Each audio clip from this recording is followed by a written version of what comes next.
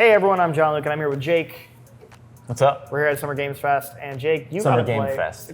You can keep rolling, I'm just saying. Okay, fine. It's one game. Summer Game Fest, and you got to see one game here at Summer Game Fest. Probably the game I'm most excited for this year, Stalker 2. I did. I didn't get to play a lot. I played about 30, 40 minutes, but I feel like that game is very big. There's a lot of systems, mechanics to it, and just getting 40 minutes is really not enough. Basically, though, what I saw is it wasn't a demo. They had the full game. They let me start at the very beginning. Oh, wow. So I saw the opening cutscene, and I was dropped right into the world, and I was following loose objectives. But the guy who was kind of running the demo for me said, hey, you can follow the golden path if you'd like, or you can just kind of mess around, wander off. I ended up following that just because 40 minutes wasn't a lot of time. I kind of wanted to see what they wanted me to see. But yeah, it's very, very detailed. I would say probably the biggest, maybe not biggest comparison, but the immediate comparison that comes to mind playing it is Red Dead Redemption 2, kind of, because there's so many animations, they all feel very deliberate, and it makes it feel very grounded, I would say. Do you have much experience with the original Stalker games? So I played a little bit of the original Stalker. Okay. I've been meaning to play more of it because I've read the book, Roadside Picnic. I've seen the movie that Roadside Picnic was based on, and now I'm excited for Stalker 2, played a little bit of the first one. So I'm familiar with the world. Right. The game, not as much. That's fair. The original Stalker is kind of hard to go back to, especially if you don't mod it.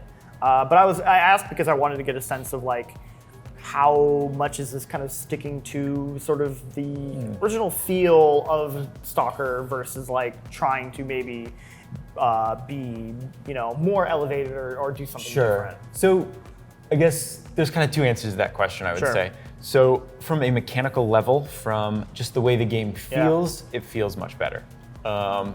Which I think you'd come to expect. Aiming feels better, it feels smoother getting around. I would really hope so. Yeah.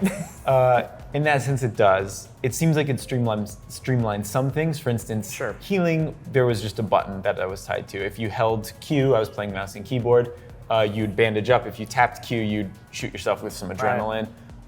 There were other hotkeys like that to make things simpler. However, you still have an entire inventory system. Like you hit inventory, and your character pulls out his backpack, opens it, and then this grid-like menu shows up like in the original Stalker. And when you kill enemies, you walk up to them, and you've got their grid pops up, and you can drag things over. You can take all and stuff, as well. Like radiation is a mechanic. There's like radiation medication.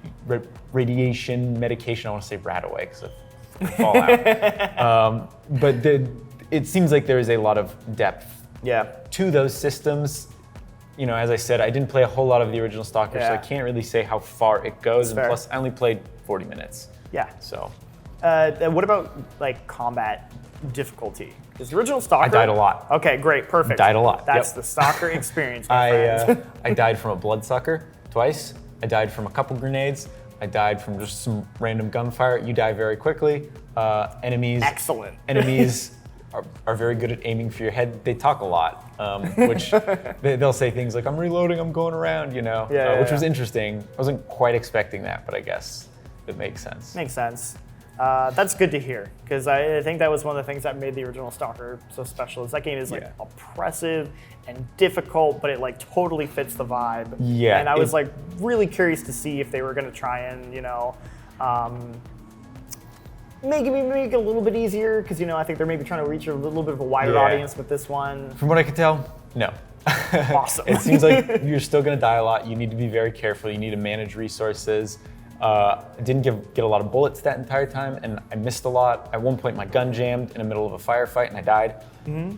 Because your guns can degrade over time, and you have to get them repaired. At least that's what the little pop-up said. Cool. A couple things that I do want to touch on are the vibes are very mysterious. It doesn't really explain what's happening, which is something that the book does, the movie does. You don't really fully understand what's going on, but there's a lot of weird things that happen around you, and you just kind of have to use your imagination and just kind of understand what it is in the moment and sort of react accordingly. Like I died to, I don't know, just electric shocks on the ground because I walked up to it and I was like, is this important? Died. Are you still throwing bolts to find anomalies? Or they had that in the Maybe. trailer. So in the trailer, you do see that Yeah. I didn't get to throw any bolts. Okay. I kind of wanted to throw some bolts, but that's okay.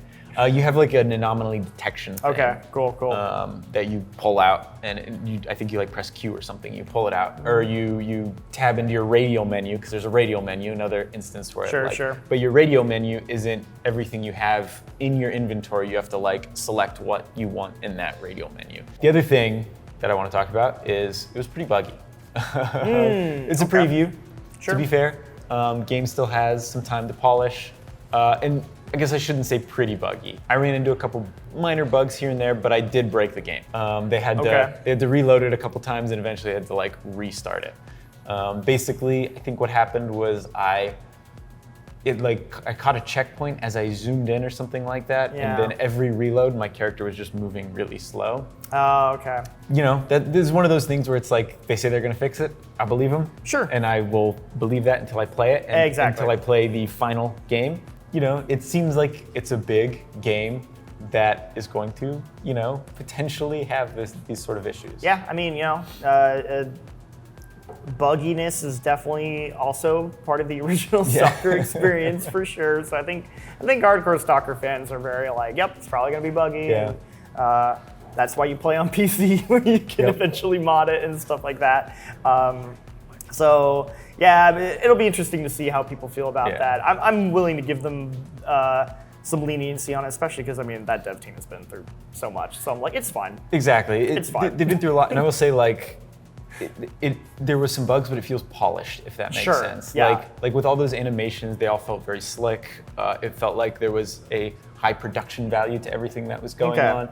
And like, you know, that bug they saw and they're like, oh, we're gonna fix this. Thank you for finding it. I'm like, yeah, you know, cool. that's what I'm here for. Yes. Test your game. Last thing I want to ask you is about the story and characters and cutscenes, Sure. because they're definitely going a lot harder on that. The first game has, or first games have characters, a lot of dialogue, a lot of reading. But at least for me, those games are definitely more about like the moment-to-moment vibes, less than the story, or more like the world building, like the factions and the way they kind of interplay with each other and the dynamic systems. So like, yeah, how'd you feel about kind of like this, what seems to be more of a emphasis on a cinematic story this time? Yeah, so it's hard to say because when it opened up, we got an opening cutscene and it was an aerial shot, and then like the car got into a crash, and then at that moment, I assumed the role of the protagonist, and there was a cutscene that played out, and it was all in first person. And it seems like this game, kind of like Far Cry 2, I think, kind of did this. That was exactly what I was thinking of in my game head. I don't want to say the entire game because I haven't played it. Played the whole thing, but based on what I played, it seemed like that story was being told through the first person. And after that initial cutscene, I didn't get any cutscenes. It was all just in my ear, like comm chatter and stuff like that.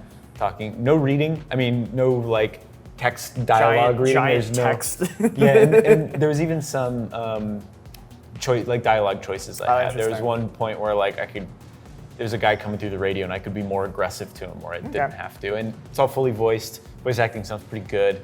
Cool. Was it in English or was it in? It was in English. Yeah. Okay, interesting.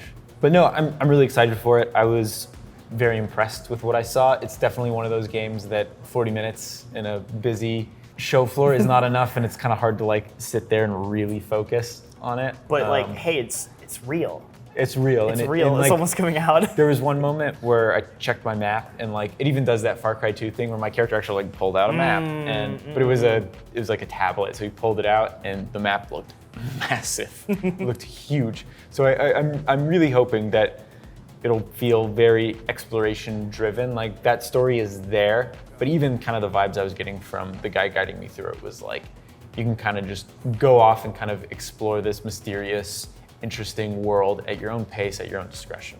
Awesome. So yeah, it sounds like pretty impressed overall. Yeah, can't wait to play more.